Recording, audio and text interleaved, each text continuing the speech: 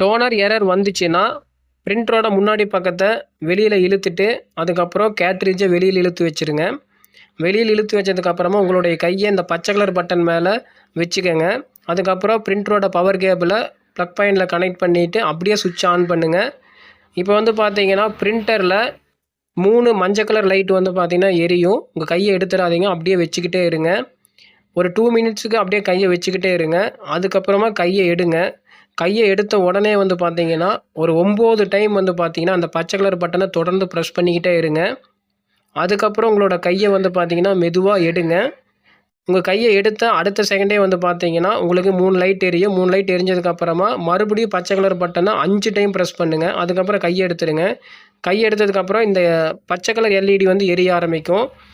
எரிய ஆரம்பித்த உடனே வந்து பார்த்தீங்கன்னா அந்த கேட்ரிட்ஜையும் அந்த முன்னாடி பக்கத்தையும் க்ளோஸ் பண்ணிடுங்க.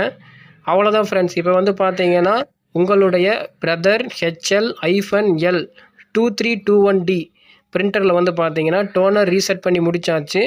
இதுக்கப்புறம் வந்து பார்த்தீங்கன்னா அந்த டோனர் எரர் உங்களுக்கு இருக்காது. நீங்கள் எந்த டாக்குமெண்ட்டை பிரிண்ட் கொடுத்தாலும் உங்களுக்கு என்ன ஆகுனா கண்டினியூஸாக பிரிண்ட் ஆகிக்கிட்டே இருக்கும். இந்த மாதிரி தான் வந்து பார்த்தீங்கன்னா இந்த பிரிண்டரில் டோனர் ரீசெட் பண்ணணும். Thank you friends.